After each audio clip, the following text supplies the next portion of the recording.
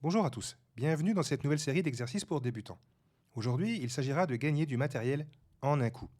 Pour trouver la solution, à chaque fois, vous devrez bien scanner toutes les pièces adverses, à commencer par celles qui ne sont pas défendues.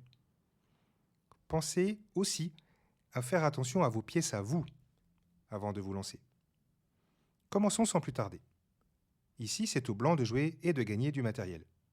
N'hésitez pas à mettre la vidéo sur pause si le décompte est trop court.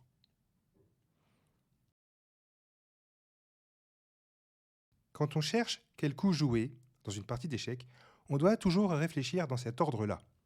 Après avoir identifié les menaces de l'adversaire, c'est-à-dire les échecs, et évidemment les échecs et maths, et les prises qu'il peut réaliser, je regarde si je peux moi-même donner un échec. Ensuite, je recherche quelles pièces adverses je pourrais capturer, en commençant par regarder les pièces les plus chères, c'est-à-dire la dame et les tours. C'est utile de vérifier les échecs disponibles en premier car cela nous permet de trouver rapidement des échecs et maths. Si je ne peux rien faire de tout ça, je peux chercher ce que je pourrais éventuellement menacer. Ici, les noirs ne menacent rien du tout. Le roi blanc est bien à l'abri et je n'ai aucune pièce qui peut être capturée. Il n'y a donc pas du tout besoin de défendre et on peut chercher un coup d'attaque et un coup qui éventuellement gagne du matériel. Quelles sont les pièces noires exposées? Comme la dame noire est la pièce la plus avancée et qu'elle est la pièce la plus chère, je dois m'assurer que je ne peux pas la capturer.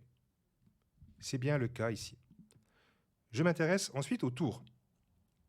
Évidemment, cette tour-là est bien à l'abri dans le coin là-bas, mais celle-là est en plein dans le viseur de mon fou. Rien ne m'empêche de m'en emparer. Et les noirs ne peuvent même pas récupérer le fou qui vient de prendre la tour. Je viens de gagner une tour nette. Dans ce nouvel exercice, c'est toujours au blanc. La difficulté augmente un tout petit peu. À vous de jouer.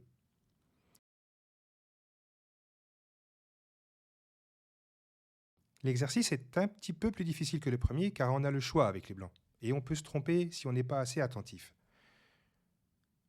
Si on cherche les pièces non défendues chez les noirs, on trouve les deux tours, mais elles sont hors d'atteinte. Il y a également le fou G6 qui n'est défendu par personne, et ça tombe bien. Vous allez le voir. On pourrait être tenté de le prendre avec le cavalier, puisqu'on dit parfois qu'il est plus sûr de prendre avec la pièce qui est la moins chère quand on a le choix. Mais si on fait ça, ici, c'est qu'on a oublié quelque chose de fondamental. Il faut toujours commencer par regarder les pièces qui sont attaquées dans notre camp, après avoir vérifié que notre roi ne risque pas de se faire mater, parce que c'est quand même ça la priorité. Si on fait ça, avant de prendre le fou, on s'aperçoit que notre dame est attaquée par le cavalier. Ce qui veut dire que si je prends le fou avec le cavalier, je laisse le temps au noir de prendre la dame. Et la dame valait beaucoup plus que le fou. Donc si on veut capturer le fou, il faut le faire avec la deuxième pièce qui le menaçait, c'est-à-dire notre dame. Dame prend G6, gagne bien une pièce, puisqu'on met en même temps notre dame à l'abri. En plus, on donne un échec au roi. Bien sûr, une fois que le roi a paré l'échec, on doit faire attention à nos pièces qui ne sont pas protégées. Si on fait ça, on se rend compte que notre cavalier est attaqué. Donc, il suffit de le protéger ou de l'enlever. Si on préfère le protéger, il suffit de jouer fou G5. Dans cette position, c'est encore et toujours au blanc de jouer. À vous de me dire comment on doit continuer ici si on veut vraiment gagner du matériel.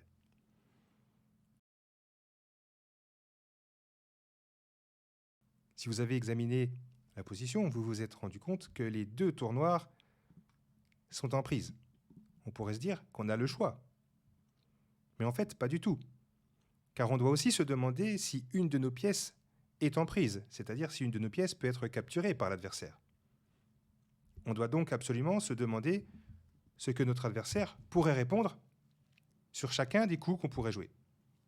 Si je regarde, sans toucher les pièces, ce qui se passerait après F prend G3, je m'aperçois que ça ne règle pas le problème de cette tour, et que par conséquent, les noirs pourraient répondre tour prend C6. Par conséquent, on n'aurait rien gagné.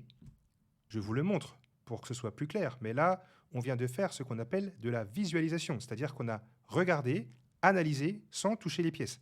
Et ça, c'est la bonne manière de s'entraîner. Sinon, on n'apprend jamais à visualiser si on touche tout le temps les pièces pour vérifier les solutions. Donc après F prend G3, je vérifie, effectivement, les noirs peuvent prendre ma tour. Je n'ai rien gagné dans l'histoire, j'ai juste fait un échange indirect. Par contre, si je prends l'autre tour, alors je soustrais en même temps la tour C6 de l'attaque. Et là, je reste bien avec une tour de plus.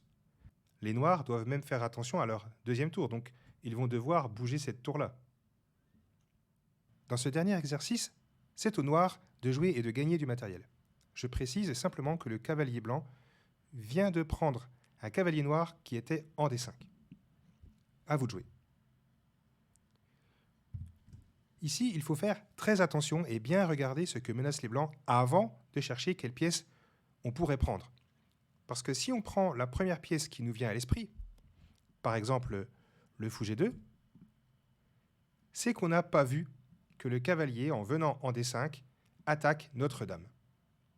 Ce n'est pas parce qu'on a pris le fou en G2 que les blancs sont obligés de le reprendre. Il n'y a pas d'échec ici.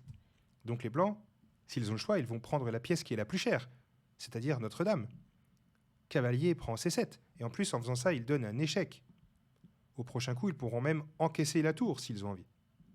Donc là, c'est une catastrophe. C'est donc bien le cavalier qu'il faut prendre pour parer la menace qui est en cours sur notre dame. Mais avec quoi capturer le cavalier? On a le choix ici. On pourrait prendre cette pièce avec l'un de nos deux pions ou avec le fou. Si on prend le cavalier avec un de nos deux pions, par exemple avec le pion C, le problème, c'est qu'on laisse le temps aux blancs de récupérer le fou F3. Et si on fait le compte, on n'a rien gagné avec les noirs, même si on va peut-être gagner le pion. Mais ça fait qu'un pion de plus. C'est dommage, puisqu'on avait l'occasion de gagner une pièce.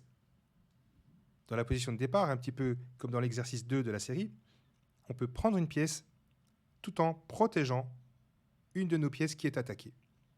Pour y arriver, il suffit de prendre le cavalier, mais avec le fou. Parce qu'en D5, notre fou est bien protégé. Ce qui veut dire que si les blancs le prennent, on peut facilement récupérer la pièce. Et là, les noirs ont une pièce de plus. Si vous avez trouvé ce dernier exercice un petit peu plus difficile que les précédents, je vous félicite. À bientôt pour de nouveaux exercices.